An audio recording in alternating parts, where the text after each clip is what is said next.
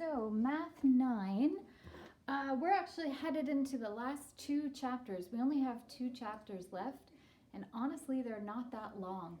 So, for the next little bit, your work will probably be fairly light, yay. Where we're going to head with this is we're going to do chapter 8, do a test, chapter 9, do a test, then do some review of everything we've done in this semester. At which point I will send you a large assignment that will be weighted quite heavily because an exam would be weighted quite heavily. So it's gonna take the place of that. You can obviously it will be open book, etc. Because I'm not there, but it will be fairly lengthy. Now you'll have lots of time to do it. But that will be sort of the year-end project or the year-end assignment that you'll be doing. So that's just a basic overview of where my thoughts are at this point. So we're headed into chapter 8. Chapter 8 deals with graphing. Graphing paper is going to be important to have. If you don't have graphing paper, get some. Or if you can be very neat, and honestly there's not very many of you in grade 9 that are very, very neat. If you are an exceedingly neat person, you may be able to get away with it, but it would involve a lot of labeling and a lot of very careful work. It is way easier, way less time consuming to use graph paper. So if you don't have graph paper, it may be worth it to get your parents to make a quick trip out, or when they're in the grocery store, if they go into the stationery aisle to pick up a package of graph paper. Pick up more than one piece. So when we talk about graphing, we're talking about what's called a Cartesian plane. We graph on something called a Cartesian plane. And I'm assuming most of you, if not all of you, have done at least a little bit of graphing, but in case you haven't, or in case you need a refresher, we're going to talk really quickly about graphing and what that looks like. All right? So on a Cartesian plane, you have two axes, an axis going vertically and an axis going horizontally. The one going horizontally is always x. I say that, but that's not actually true. It's always x for 2D. There is something called three-space graphing where it switches. You'll learn about that in grade 11. So x is always horizontal, y is always vertical.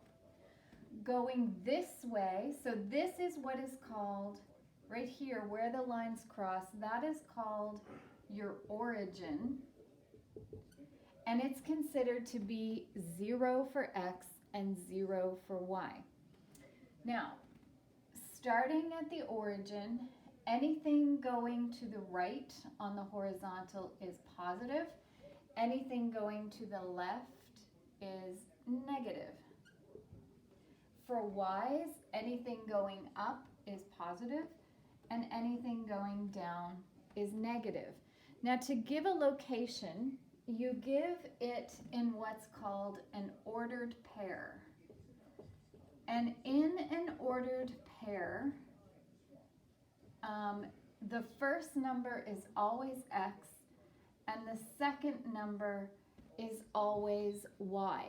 So an ordered pair is actually a location. It is a spot on the graph. And this is why graph paper makes your life easier, because you put your origin basically where two lines cross anywhere, and then it's a matter of counting squares. So if my x is -3, that means I start at my origin and I count backwards, because negative is this way, 3. 1, 2, 3. And then from there, my y is a +2. Well, that's up. So I've gone back 3, 1, 2, 3, and up 2, 1, 2. And again, if you have squares, it's easier because you just count back 3 squares and up 2 squares. If you didn't have graph paper, and you just did what I did, first off, you have to be very careful. It can't be like this is 1 and then way over here is 2 and then right here is 3. You've got to make your spaces relatively equal as best you can. And because I won't know where that is if I'm marking it, it then needs to be labeled where you're saying that is. If you're doing it on graph paper, you don't actually have to label where that is. You don't have to put the point there because I can count. I have the technology and the brains. We can do 1, 2, 3, 1, 2. All right. So that is a little bit about graphing. Again, I'm assuming that that is pretty much a review for you all, I'm hoping. If it's not, you might want to watch a video or two. Google graphing on a Cartesian plane and watch a video or two. However, it should pretty much be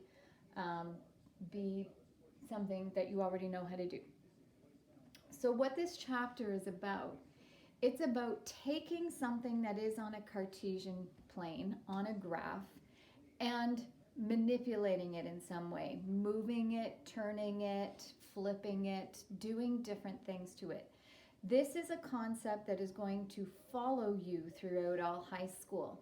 We start with doing it with very simple images, and later on we do it with big long equations and big horrible things. So you really need to know how to do it at this level because it is going to build quite significantly over the next few years for you. All right, so we have our Cartesian plane, and in section 8.1, we're going to talk about something called translations.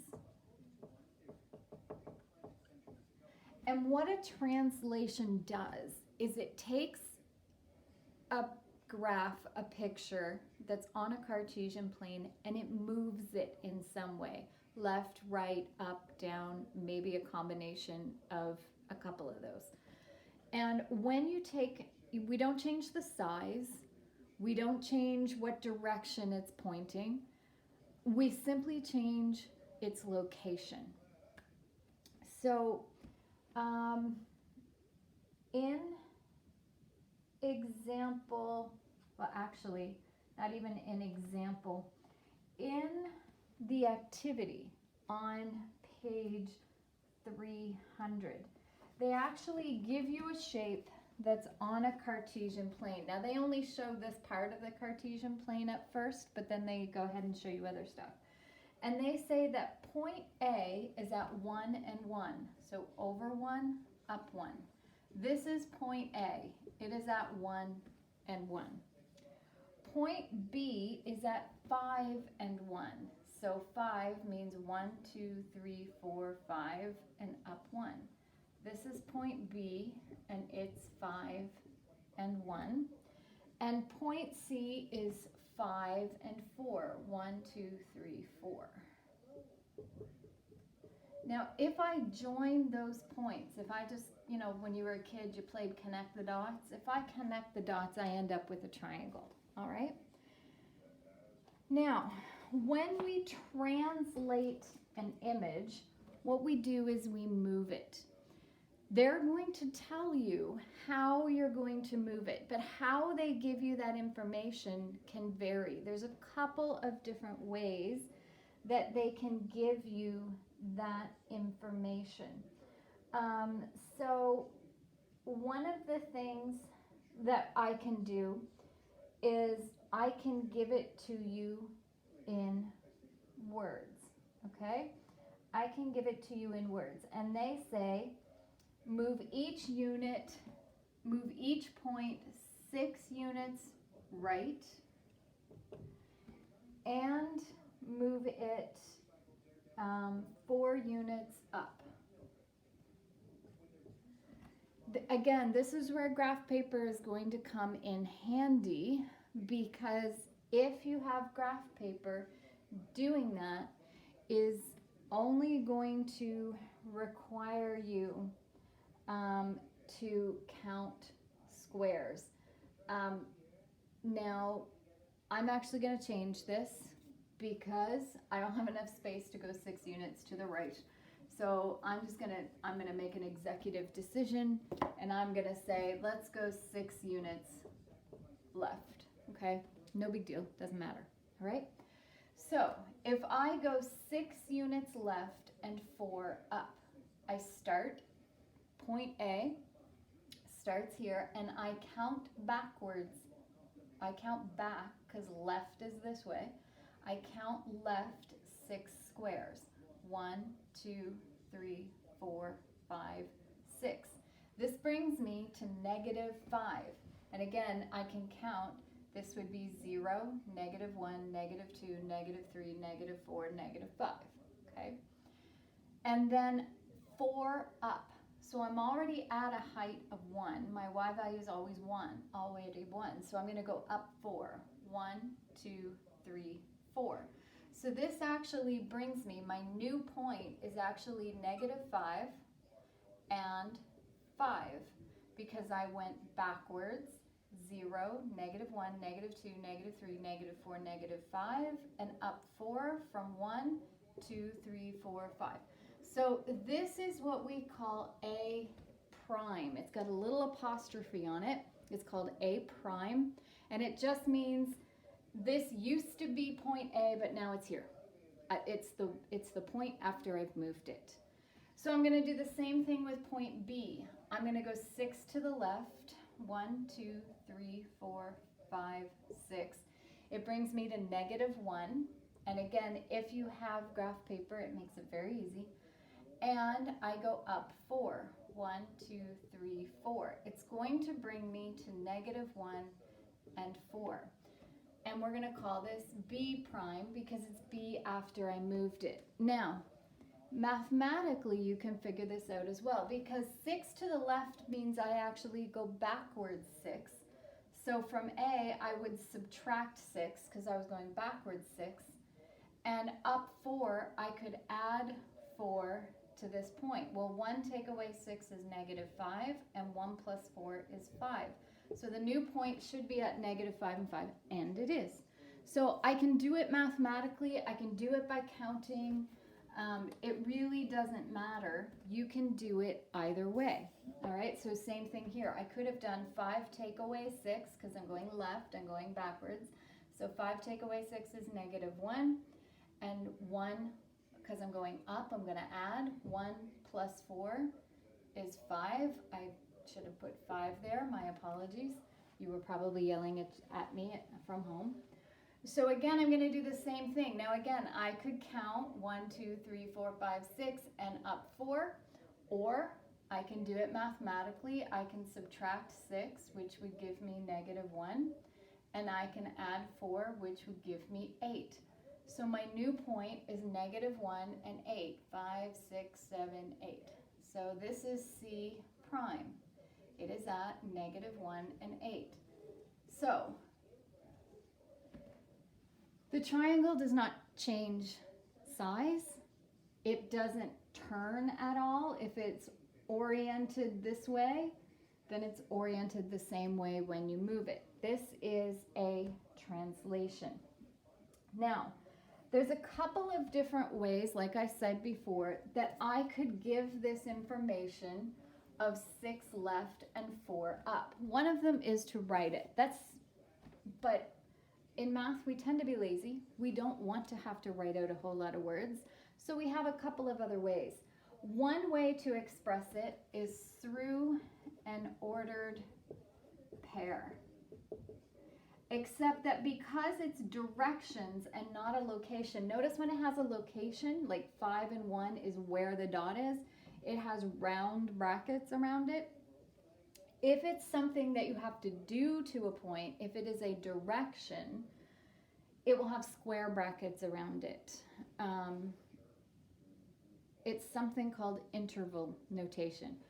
Now, 6 left meant I went backwards 6. Remember, we subtracted 6 from our x values, so it would be -6.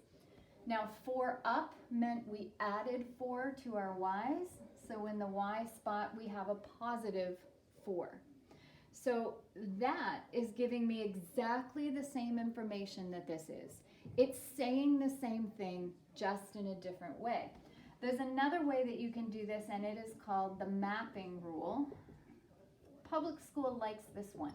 I don't know why that's their choice, but when I tutor public school kids, they use the mapping rule more than anything else. And I don't really know why that's their choice, because I've seen it all different ways. It's not like you go to university and they're always using the mapping rule. That's not the case. It just seems to be a preference of whatever curriculum the public school is using. But the mapping rule looks like this.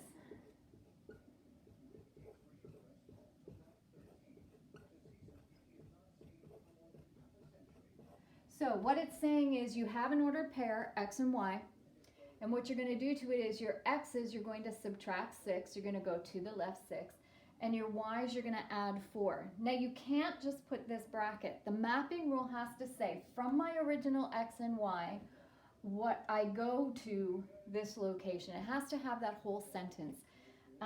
Like I said, I don't know why public school chooses to use this one, because to me it's much, much longer. But it is a method for relaying the information. So this, and this all give the same information. They just do it in different ways. All right. An example. So on page number 301, they say triangle RST has vertices, that just means points or corners, has vertices. R is -3 and -2. R is -3 and -2.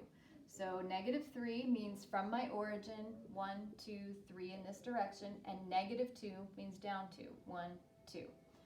So -3 and -2, this is point R. Point S is 1 and -3. So 1 is positive, so I go forward 1, and -3 means 1, 2, 3. This is S, and T is 0 and 4. 0, so I don't go either direction, but I do go up 4. 1, 2, 3, 4. So this point is actually right on the y-axis. 0 and 4. This is point, not C, they said T. This is point T. Again, I can connect the dots because they said those are vertices, those are corners of a triangle. So here we go. So I have that triangle. All right. Now, what they say is use the mapping rule. XY leads to x minus 2 and y plus 4. Now again, you can do this if you're drawing the picture. You can do this just by counting squares. Again, if you're not using graph paper, then I expect what I have here. I've labeled the point, I've given its location, and it is reasonable. If I said 1 and -3, but it was way out here, that doesn't make any sense. It has to be in a reasonable location, all right? It has to be a reasonable facsimile of 1 and -3. And again, no graph paper, the point must be labeled. If you have graph paper, then all you have to do is tell me it's point S. You don't have to bother to put the 1 and -3 because I can count over 1 and down 3. I can do that. Now I'm going to do the translation in a different color so that you can see it. All right. And again, if I'm doing it on graph paper, I can just count. I can just count squares.